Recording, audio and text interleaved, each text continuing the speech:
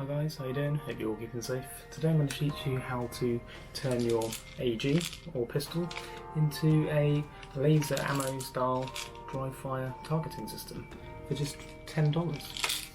So first you need to do is get yourself a laser with a pressure switch, and all I did was tape that onto the trigger. You could use Velcro, cable ties, whatever works, just to keep it secure.